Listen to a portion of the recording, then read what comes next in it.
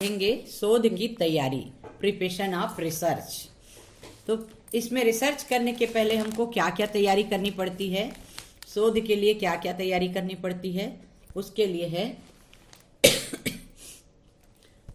है पहला शोध समस्या का निर्माण। शोध समस्या, प्रॉब्लम क्या है।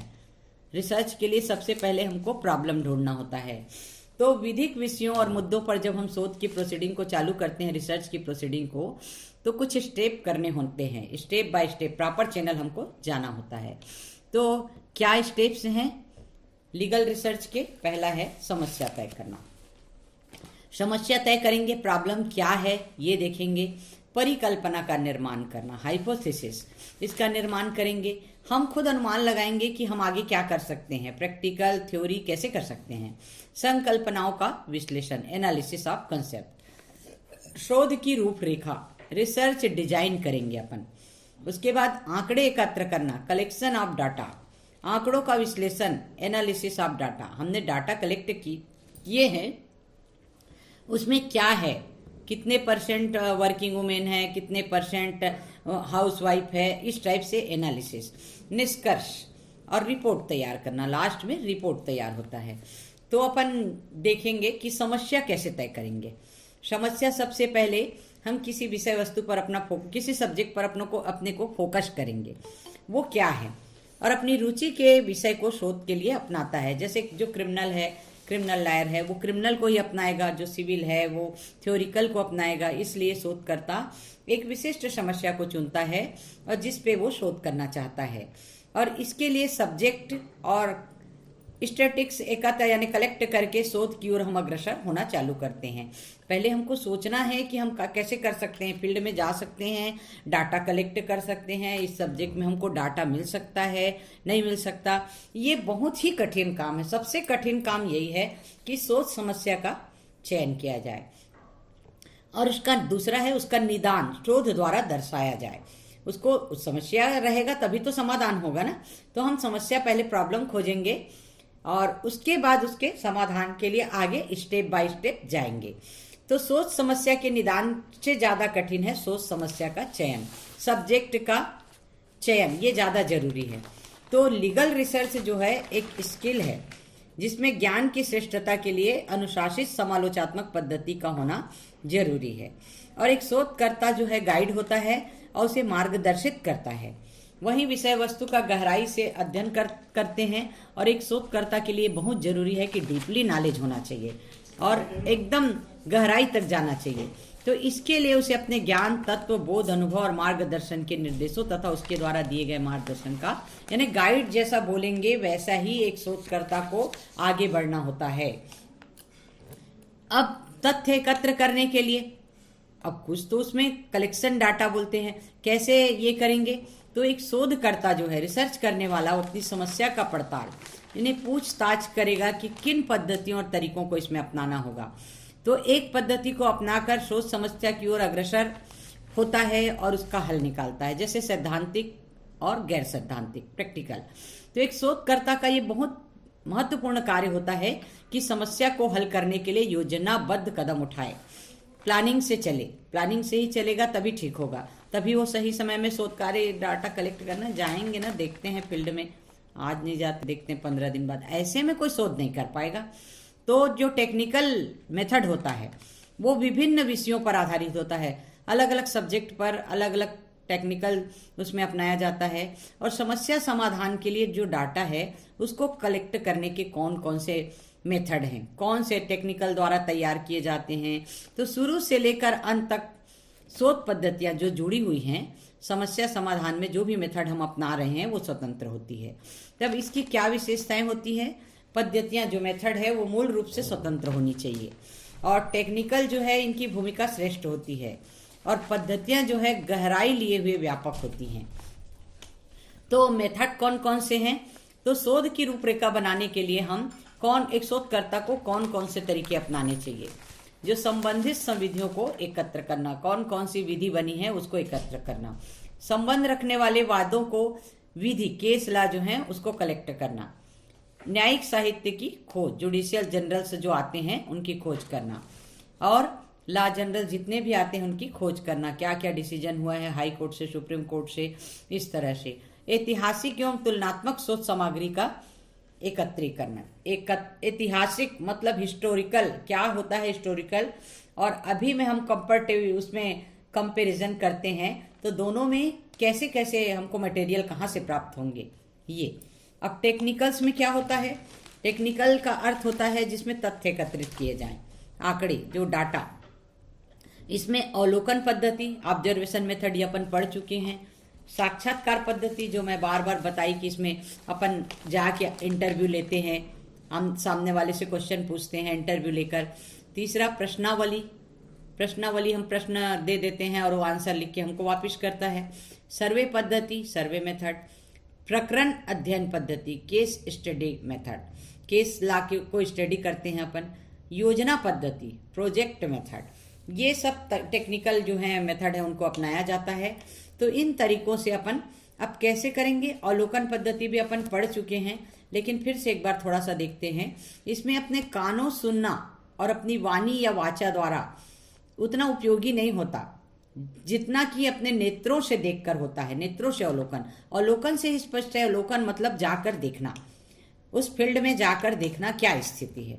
जैसे अक्सर इसमें फेसबुक में आता है कि जो शिक्षा कर्मी होते हैं वो कई लोग का सोते हुए और पैसा इतना इनको पेमेंट मिलता है और देखो बच्चे खुद पढ़ा रहे हैं और बच्चे कैसे बैठे हैं, हल्ला कर रहे हैं और ये आराम से अपना सोए हैं, गाना सुन रहे हैं, इस टाइप का दिखाते हैं। तो हम आंख में देखेंगे तभी विश्वास करेंगे ना। तो अवलोकन पद्धति, जिस बारे में हमको रिसर्च करना है उसको जाके देखना। इसमें दृष्टिकोण का भी अंतर होता है। और सामाजिक जो लीगल सोशल लीगल रिसर्च है ये बहुत ही महत्वपूर्ण और व्यापक तरीके से इसमें प्रयोग में लाया जाता है। जैसे इसकी विशेषताएं क्या है, इसको आचरण का अवलोकन किया जाता है इस मेथड में। आचरण का, जैसे मैं अभी ऊपर उदाहरण दी, इसमें भाग लेने वालों के सामाजिक संबंध का महत्व रखते हैं। जैसे स्कूल है, स्कूल में बच्चों से किस टाइप संबंध है, बच्चों के गार्जियन से कैसे संबंध है, पढ़ाई होती है कि नहीं होती, ये सोशल ये है, सामाजिक परिवेश है। और ये वास्तविकता का निर्धारण करती है, यानी एकदम जो सही है उसी का निर्धारण करती है। और ये नियमितता को परिभाषित करती है। जब हम वहाँ जाके देखेंगे कहाँ पर कमी है, सुझाव देंगे कि जो शिक्षा कर्मी हैं वो बराबर 3 पीरियड नहीं लेते हैं, 4 पीरियड नहीं लेते हैं, उनके ऊपर थोड़ा सा दबाव बनाया जाए। एक उदाहरण बता रही हूँ, मैं शिक्षा कर्मी को नहीं बोल रही हूँ, उदाहरण के तौर पे बोल रही हूँ। और अवलोकन एक प्रकार का नियंत्रण होता है, कंट्रोल होता है। यदि हम रिसर्च करने गए हैं, वहाँ की वस्तु स्थिति से अवगत हो गए, अपने आंखों से देखा है, तो आगे जरूर उस पर कठोर कदम उठाया जाएगा। और ये परिकल्पना है, हाइपोथेसिस मतलब अनुमान लगा सकते हैं। स्वतंत्र जांच परीक्षण, हमने देखा और हमने क्या परखा, ये है। अब इसकी प्रक्रिया क्या है, पहला कदम तैयारी की ओर होता है, प्रिपरेशन की ओर होता है। एक शोधकर्ता को ये देखना होता है कि क्या, कब, कहाँ और कैसे अवलोकन किया जाए, ऐसे कहीं भी नहीं पहुंच जाते। दूसरा कदम क्या है, पर्यावरण का अध्ययन होता है, उसके पर्यावरण यानी आसपास का वातावरण कैसा है ये भी देखना पड़ता है। तीसरा कदम परस्पर संवाद से प्रारंभ होता है। परस्पर संवाद, आपस में बातचीत करेंगे तभी आगे बात बढ़ेगी। चौथे कदम में संपूर्ण अवलोकन की ओर कदम उठाए जाते हैं, पूरी तरह से उसका अवलोकन करना और इन्वेस्टिगेशन करके आगे बढ़ना।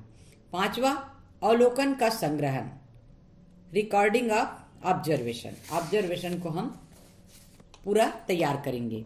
अब इसमें भी है क्षेत्रीय अवलोकन, फील्ड ऑब्जर्वेशन।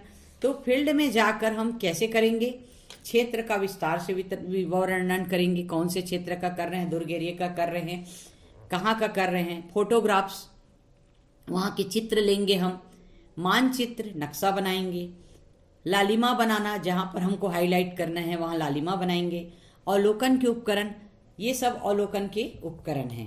अब इसका लाभ क्या होता है, ये जो मेथड है वो बहुत सरल और तकनीकी नहीं है।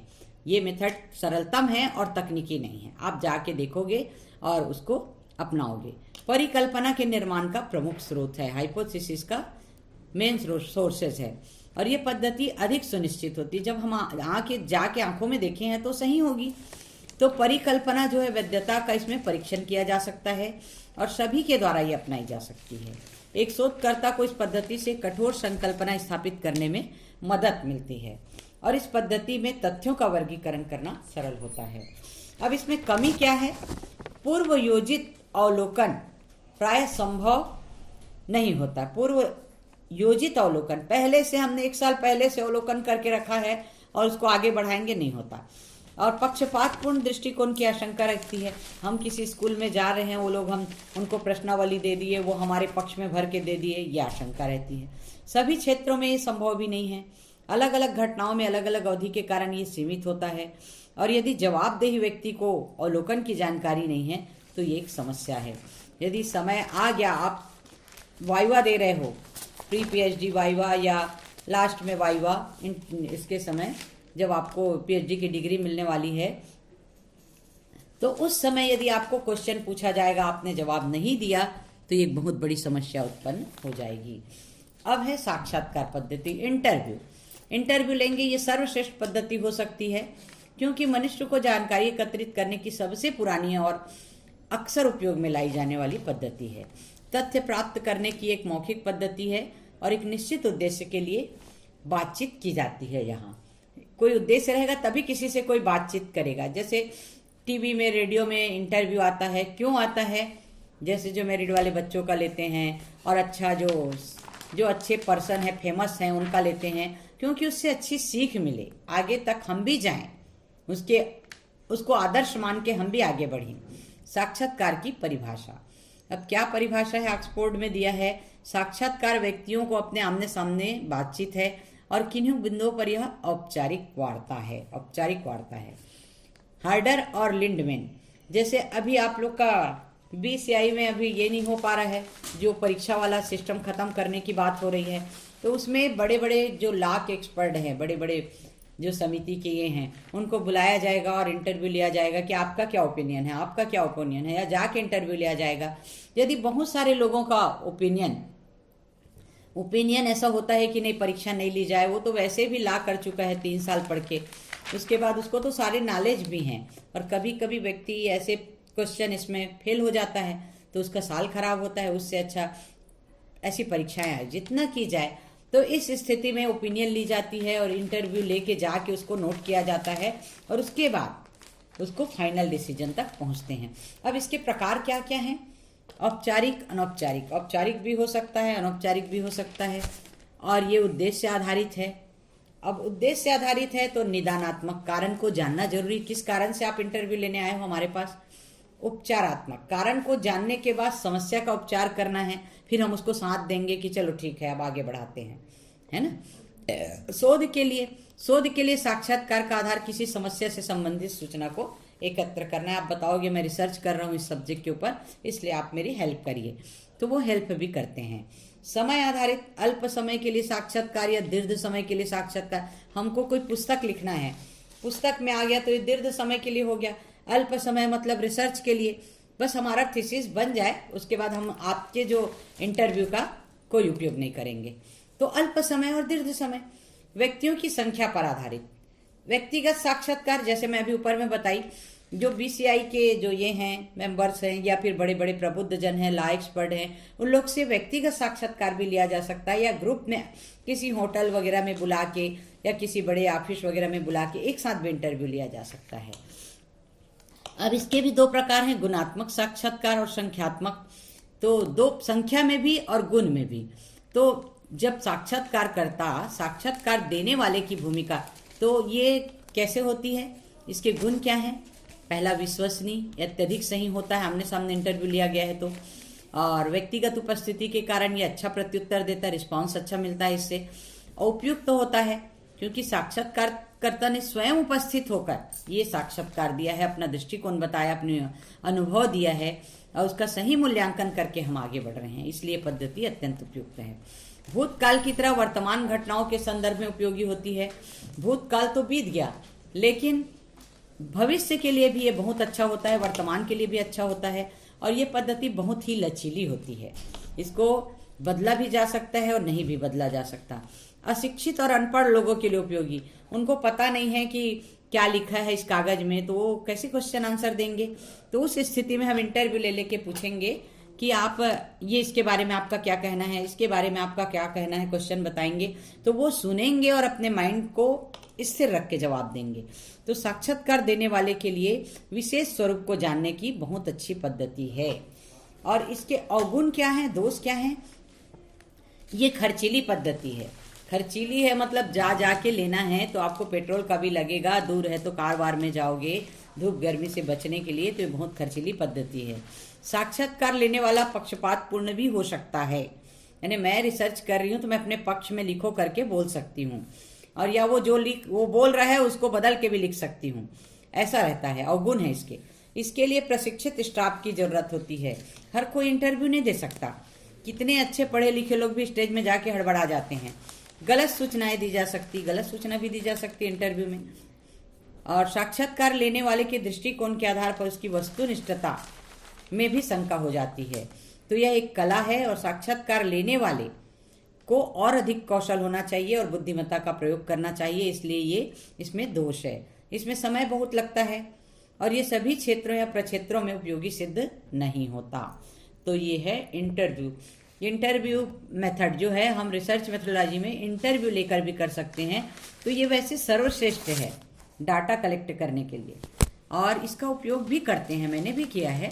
ये सरल और विश्वसनीय भी है, और साक्षात्कार लेने वाले और दोनों के बीच सीधा वार्तालाप होता है, डायरेक्ट कम्युनिकेशन होता है, और इसमें गलती होने की संभावना बहुत कम होती है, क्योंकि जब हम मानव स्वभाव का अध्ययन करते हैं तो सीधा सामाजिक संपर्क हमारा स्थापित हो जाता है।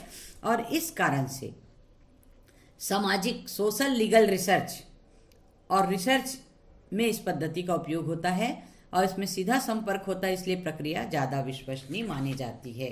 अब प्रश्नावली में पहले भी बताई, प्रश्नावली क्या है? प्रश्नों की सूची होती है इसमें, और इसमें सामाजिक आर्थिक समस्याओं की जांच पड़ताल की जाती है। और उसके बाद प्रश्नावली जो है एक अत्यंत उपयोगी पद्धति है, हमारे पास रिटर्न में रह जाता है। हर जगह विभिन्न व्यक्तियों से अपन डाटा कलेक्ट करते हैं और वो हमारे पास रिटर्न में भी आ जाता है। तो प्रश्नावली क्या है? प्रश्नों की सूची होती है। एक वर्ग व्यक्ति के उत्तर देने के लिए प्रश्न पूछे जा सकते हैं। इसमें विशेषकर उन व्यक्तियों के विचार जानना होता है जो किसी विषय का या एक से अधिक विषय का क्रमवार प्रश्न किया जाना, ताकि उन पर दिए गए उत्तरों की सूचना है और तथ्य एकत्रित किया जा सके। जैसे मैंने वर्किंग वुमेन के ऊपर किया, तो मैं कहाँ जाऊंगी? जितने भी वर्किंग वुमेन है हर क्षेत्र में, हर फील्ड में, उनके पास गई। विल्सन जी ने कहा कि प्रश्नावली को कैसे परिभाषित करेंगे? बहुत से व्यक्तियों से किसी विषय या सूचना को एकत्र करना ही प्रश्नावली है। तो प्रश्नावली एक ऐसा तरीका है जिसके उत्तर हमको प्राप्त हो जाते हैं, वो भी रिटर्न में। अब किस प्रकार के प्रश्न पूछे जाएंगे ये भी है। तो प्रश्न कम से कम संक्षिप्त, स्पष्ट और सरल होने चाहिए। लंबा चौड़ा कोई आंसर नहीं देगा, किसी के पास इतना समय नहीं है। तो संक्षिप्त और कम से कम स्पष्ट और सरल होना चाहिए, और प्रत्युत्तर उसके उत्तर दे सके ऐसे प्रश्न पूछा जाना चाहिए। प्रश्नकर्ता के पास प्रश्नों की तालिका संबंधी स्पष्ट योजना होनी चाहिए, वो क्यों प्रश्न पूछ रहे हैं। और सही प्रश्न उत्तर प्राप्त करने के लिए प्रत्यक्ष प्रश्न पूछे जाने चाहिए। प्रश्न एक दूसरे से रिलेटेड होना चाहिए, और जो प्रश्न हम पूछ रहे हैं वो इस प्रकार बनाए कि कुछ ही शब्दों में वो सब आंसर मिल जाए। अब किस प्रकार के प्रश्न नहीं पूछे जाने चाहिए? जो अस्पष्ट हो, संदिग्ध है, जो समझ ही नहीं आ रहा है वो कैसे आंसर देंगे। लंबे प्रश्न, लंबा कोई नहीं लिखना चाहता। कठिन प्रश्न, वो समझ ही नहीं आ रहा है तो कैसे लिखेगा, शब्द ही समझ नहीं आ रहे हैं। परेशानी में डालने वाले, भविष्य में उसको परेशानी में डाल दे, ऐसे क्वेश्चन का आंसर कोई नहीं देना चाहेगा। सूचक प्रश्न, जिन प्रश्नों का उत्तर प्रश्न में ही छिपा हो, इसको सूचक प्रश्न बोलते हैं।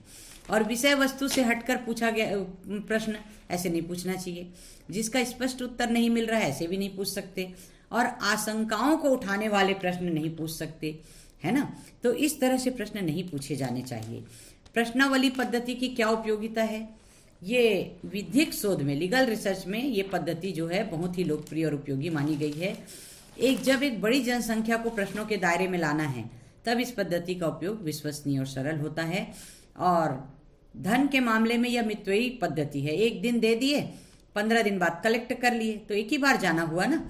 और इंटरव्यू में अलग अलग जगह अलग अलग दिन जाना रहता है। तो धन के मामले में ये थोड़ा मितव्ययी है, यानी कम खर्च वाला है। तो इसमें पक्षपातपूर्ण दृष्टिकोण अपनाए जाने की भी संभावना नहीं है। आपने क्वेश्चन पेपर छोड़ दिया और वो आंसर लिख के रख दिए, आप तो सामने नहीं बैठे थे। है ना। तो इससे अधिकतम तथ्य एकत्रित किए जा सकते हैं।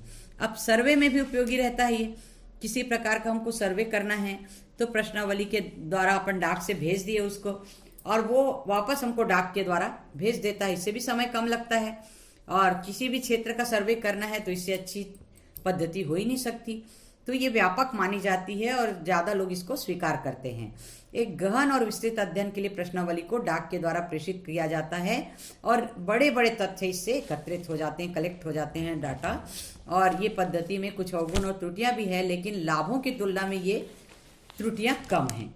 इसलिए इसके गुणों के कारण ये ज़्यादा मान्य और लोकप्रिय है और सभी क्षेत्र में उपयोगी है। तो ये सामाजिक legal research, social legal research में बहुत ही इसका महत्व है। ये हो गया प्रश्नावली। अब सामाजिक विधिक शोध के लिए दो पद्धति का उपयोग किया जाता है सोशल लीगल रिसर्च के लिए। सर्वे पद्धति, सर्वे मेथड, प्रकरण अध्ययन पद्धति, केस स्टडी मेथड। सर्वे पद्धति, इसमें भी डाटा कलेक्ट करते हैं अपन। तो सर्वे का मतलब क्या होता है? ये दो शब्दों से मिलकर बना है, SUR और SOR।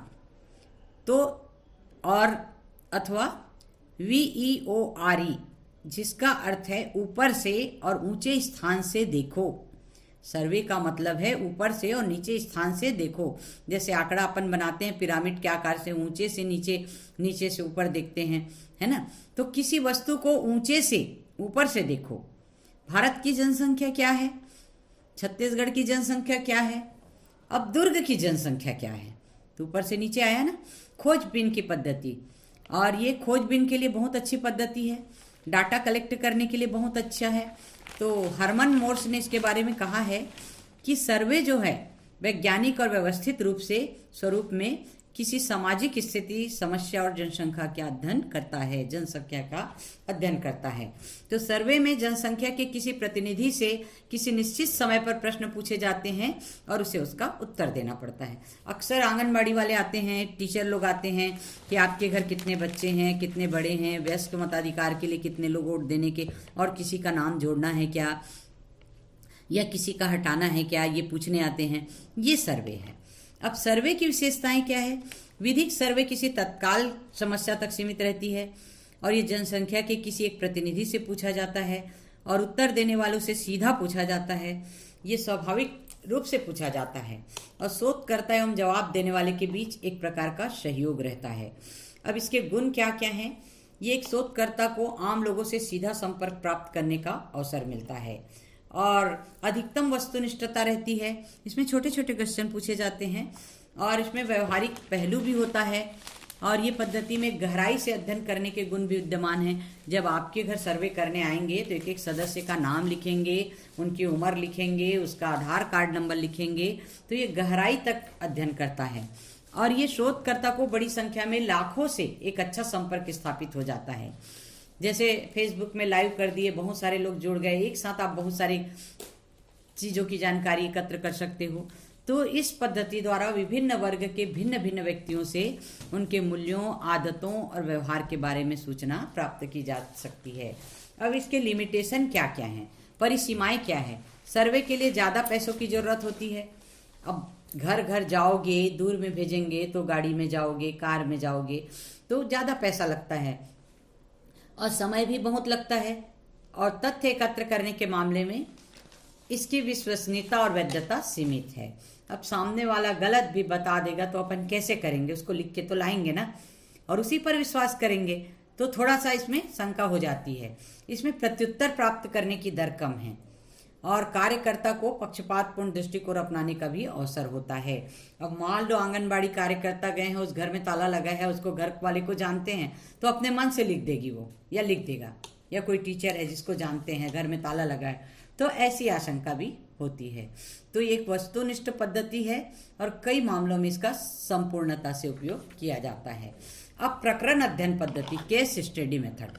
अब केस स्टडी मेथड में जो सोशल लीगल रिसर्च है उसके लिए बहुत उपयोगी माना जाता है, और ये उपयुक्त पद्धति भी है। किसी विशिष्ट समस्या के कारणों पर गहराई से अध्ययन करने का एक तरीका है। फ्रेडरिक लेप्ले ने कहा है कि सामाजिक वैज्ञानिक खोजबीन के लिए बहुत अच्छी पद्धति है, और प्रकरण शब्द का अर्थ केस से है, एक इकाई का अध्ययन करना, जैसे 498A के ऊपर अपन अध्ययन कर रहे हैं, तो उसके बहुत डीपली जाएंगे रिसर्च, कितने फॉल्स केस होते हैं, कितने सही केस होते हैं, और कौन थाने तक जाता है, कौन नहीं जाता, क्यों नहीं जाते थाने तक जब उसके साथ गलत हुआ है। तो इस प्रकार से विद्वान जो पी.वाई. यंग ने कहा है कि प्रकरण अध्ययन पद्धति एक व्यक्ति, संस्था, सामाजिक इकाई, एक परिवार, सामाजिक वर्ग और यहाँ तक कि संपूर्ण समुदाय के जीवन का व्यापक अध्ययन और सर्वेक्षण है। अब इसकी विशेषता क्या है केस स्टडी मेथड की?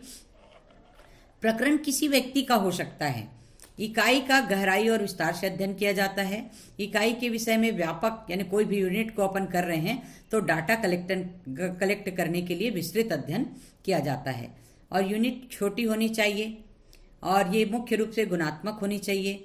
और प्रकरण अध्ययन पद्धति केस स्टडी मेथड जो है निरंतरता, तथ्यों की पूर्णता, तथ्यों की वैधता, गोपनीयता, वैज्ञानिक संकलन, ये सब इसमें शरीक होते हैं। ये निरंतरता मतलब केस हुए हैं, हो रहे हैं और होंगे, और पूरा तथ्य यानी फैक्ट उसमें पूरा हो जाता है। और तथ्यों की वैधता, वैध भी होता है, कोर्ट के केस हैं उसके डिसीजंस को अपन देखते हैं, और गोपनीय संग्रहण भी कर रहे हैं तो हमारे से कोई छुपाएगा भी नहीं। इस तरह से ये केस स्टडी ये की मेथड की विशेषता है। और केस स्टडी मेथड जो है उसके गुण कौन कौन से हैं? ये किसी इकाई या व्यक्ति के बारे में बहुत डीपली अध्ययन करता है और अगले शोध के लिए कल्पना प्रदान करता है, और ये पद्धति जो है हमें वास्तविक मानव अनुभव प्राप्त होता है इसके द्वारा, सामाजिक वास्तविकता का भी पता चलता है, और किसी भी समस्या के निदान हेतु एक उपयुक्त पद्धति है। और प्रकरण अध्ययन पद्धति एक वास्तविक वैज्ञानिक पद्धति है। क्यों है? क्योंकि ये तथ्यों पर आधारित है, साक्ष्यों पर आधारित है। अब इसके कुछ लिमिटेशंस हैं, क्या हैं? ये एक शोधकर्ता में ये आत्मविश्वास को, ओवर कॉन्फिडेंस को बढ़ा देता है, ओवर कॉन्फिडेंस, और ये सामान्यीकरण की ओर अग्रसर होता है, यूनिवर्सली का इसमें अभाव होता है, और ये कमजोर पद्धति है, और ये पद्धतिबद्ध, क्योंकि फॉल्स केस भी आते हैं, उस पर आपने स्टडी किया है तो वो वास्तविकता की ओर कहाँ जा रहा है ना? ये कमजोर पद्धति है और ये सिस्टमेटिक नहीं है, और ये शोधकर्ता में एक तदर्थवाद की प्रवृत्ति को, एडहॉक अटेंडेंसी को जन्म देता है, और ये खर्चीली पद्धति है। तो ये आपने 4 मेथड देखे। अब 5वां है परियोजना बनाने की पद्धति, प्रोजेक्ट मेथड। अब तथ्यों को एकत्र करने के लिए परियोजना पद्धति एक अप्रत्यक्ष तरीका है। प्रोजेक्ट मेथड, इसमें अपने विचारों को दूसरे के समक्ष दिखाना या दर्शाना होता है। जैसे अपन प्रोजेक्ट द्वारा शो करते हैं पावर पॉइंट स्लाइड्स बना के, जिससे हमको सामने वाला प्रत्यक्ष उसको देख सकता है। तो भावनाएं, विचार या दृष्टिकोण को समक्ष लाना है। जिस प्रकार से पर्दे पर आगे आ ही गया, किसी प्रकार के चित्र और प्रदर्शन दूसरों को दिखाने के लिए किया जाता है, तो परियोजना पद्धति जो है प्रकरण अध्ययन पद्धति का आधुनिक स्वरूप है, ये कहा जा सकता है। अब इसके लाभ कौन कौन से हैं? ये सामाजिक घटनाक्रमों या उद्देश्यों के बारे में दूसरों के लिए विचार, दृष्टिकोण और भावनाओं की छानबीन करता है। यह स्वतंत्र दृष्टिकोण को प्रोत्साहित करता है और विशिष्ट विषय वस्तु से संबंध रखता है। यह तकनीकी एवं व्यापक निर्वचन का आधार होती है। इसमें एक स्वतंत्र सशक्त मापदंड होता है इसमें। तो इसका निष्कर्ष क्या है कि एक बहुत ही सरल पद्धति है, निश्चित है कि अन्य की तुलना में अपना सकते हैं इसको। डायरेक्ट हम क्या प्रोजेक्ट में दिखाएंगे तो सामने वाला फेस टू फेस उसको देखेगा, अपने नेत्रों से देखेगा डायरेक्ट। तो ये इसका जो परीक्षण सशक्त और सुदृढ़ होता है और इसमें व्यापक सूचनाएं प्राप्त होती है जो विश्वसनीय और प्राधिकारिक होती हैं। तो ये विधिक शोध के लिए बहुत ही उपयोगी पद्धति है। अब पैमाना तकनीक, स्केलिंग। अब ये क्या है?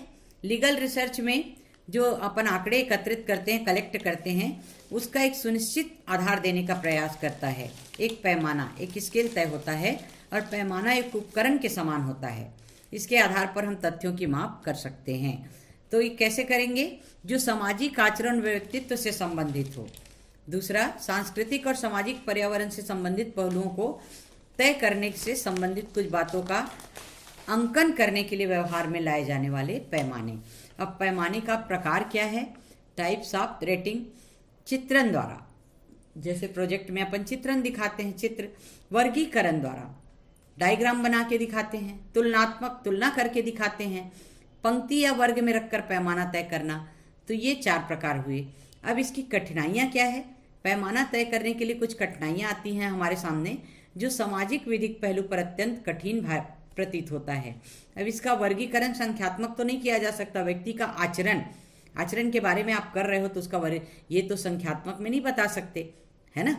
व्यक्ति 2 प्रकार का होता है बोल दिए, स्वार्थी और निस्वार्थ भावना वाला। स्वार्थ रहित, तो जो स्वार्थी है वो जब तक आपसे काम है तब तक जुड़े रहेगा। निस्वार्थ है, वो अपने स्वार्थ को नहीं देखेगा, निस्वार्थ भाव से जीवन भर जुड़े रहेगा।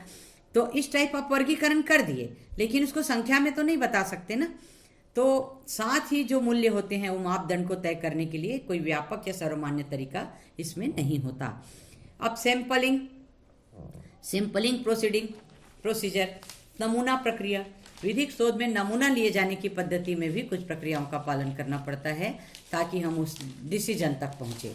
तो विधिक शोध में, लीगल रिसर्च में आगमनात्मक पद्धति, जोड़ने वाली पद्धति, है ना, इसमें और निगमात्मक, घटाने वाली पद्धति, दोनों का प्रयोग किया जाता है। आगमनात्मक पद्धति में विशेष रूप से सामान्य की ओर अग्रसर होता है और निगमन पद्धति में पीछे की ओर अग्रसर होता है। सामान्य से विशेष की ओर अग्रसर होते हैं। तो ये शोध जो है प्रकृति पर निर्भर होता है कि कौन सी पद्धति का उपयोग किया जाए। नॉन डॉक्ट्रिनल और रिसर्च, गैर सैद्धांतिक शोध। तो शोधकर्ता द्वारा डाटा कलेक्ट करके उसका विश्लेषण किया जाता है। अब डाटा एकत्रित हो गया, डाटा कलेक्ट हो गया, अब कैसे करेंगे? संपूर्ण संगणना पद्धति और नमूना पद्धति। तो अध्ययन का जो पूरा क्षेत्र है, पूरा फील्ड है स्टडी का, वो सर्वव्यापी कहा जा सकता है और संपूर्ण संगणना पद्धति के नाम से इसको जानते हैं और ये बहुत उपयोगी सिद्ध हो सकती है। जब एक छोटे और निश्चित क्षेत्र में इसकी अध्ययन की सीमा हो तो सामाजिक विधिक शोध में संपूर्ण संगणना पद्धति का उपयोग संभव नहीं हो सकता, ये अव्यवहारिक है। और ऐसी स्थिति में नमूना पद्धति का उपयोग किया जा सकता है। अब नमूना पद्धति क्या है? जब शोध के लिए हम व्यापक जनसंख्या में से एक निश्चित क्षेत्र को चुनते हैं, दुर्ग एरिया को चुनते हैं, तो उस क्षेत्र से तथ्य एकत्रित करके उसका विश्लेषण किया जाता है।